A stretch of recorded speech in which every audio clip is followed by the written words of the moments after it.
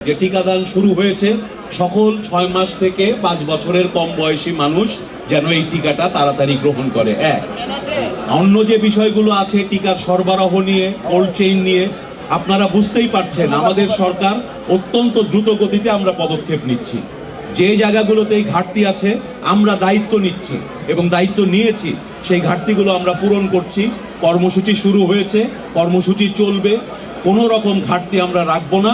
আমরা সর্বাত্মক চেষ্টা করে, বিশেষ আর বেশি প্রশ্নের দরকার নাই, মূল বক্তব্য হচ্ছে আমরা দায়িত্ব নিয়ে কাজ শুরু করে দিয়েছি, কাজটা চলবে।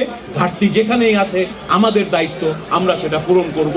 আজকে হামের যে পরিস্থিতি তৈরি হয়েছে আপনারা জানেন, হামের কারণে বাচ্চাদের জ্বর আসছে এবং হাম হচ্ছে। তাদেরকে যদি আমরা দ্রুত শনাক্ত করতে পারি, তাদেরকে দ্রুত চিকিৎসা দেই, ইনশাল্লাহ ভয়ের কোনো কারণ থাকবে না। আর নতুন করে যেন আর বেশি বাচ্চাদের এই হাম না হয়, সেই জন্য এই টিকা।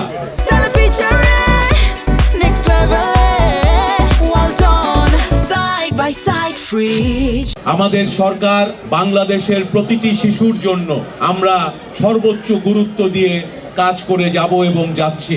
বাদ যাবে না একটি শিশুও। মায়েদেরকে বলবো, এলাকাবাসীকে বলবো, এই হামের টিকা কার্যকর হওয়ার জন্য 6 মাস থেকে 5 বছরের কম বয়সী প্রতিটা শিশুকে যদি আমরা টিকা দিতে পারি, তাহলে আমরা সবাই নিরাপদ থাকব। সুতরাং যারা আজকে টিকা নিয়ে যাবেন, বাড়ি গিয়ে পাড়া প্রতিবেশী যারা আছে, যাদের ওই বয়সী বাচ্চা আছে, আপনারা তাদেরকে পাঠিয়ে দেবেন। আপনাদের এলাকায়, মহল্লায় এই টিকাদান কর্মসূচির প্রসার ঘটাবেন। যত বেশি মানুষ এই টিকার আওতায় আসবে, আমরা প্রত্যেকে তত বেশি নিরাপদ হব। ইনশাল্লাহ সকলের সম্মিলিত প্রয়াসে আমাদের এই কর্মসূচি সফল হবে। আমাদের সন্তানেরা, আমাদের শিশুরা সুস্থ শিশু হিসেবে আগামী দিনের ভবিষ্যৎ হিসেবে বেড়ে উঠবে। এটাই আমাদের সরকারের সবচেয়ে বড় আশা এবং প্রত্যাশা। এই হামের যে জীবাণুটি, সেটি খুব দ্রুতই ছড়িয়ে পড়তে পারে। সেই কারণেই টিকা বেশি মানুষকে দিলে এটি আর ছড়িয়ে পড়তে পারবে না।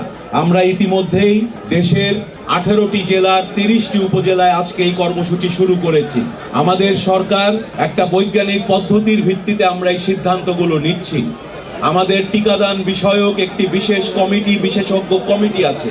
আমরা একটি সার্ভিলেন্সের মাধ্যমে প্রতিদিন সারা দেশ থেকে তথ্য সংগ্রহ করছি। সেই তথ্যের ভিত্তিতে আমরা কোন কোন উপজেলা বেশি আক্রান্ত সেগুলোকে শনাক্ত করছি। আমাদের এই বিশেষজ্ঞ কমিটি আমাদেরকে পরামর্শ দিচ্ছে, আমাদেরকে সহযোগিতা করছে ইউনিসেফ এবং বিশ্ব স্বাস্থ্য সংস্থার মতো প্রতিষ্ঠানগুলো।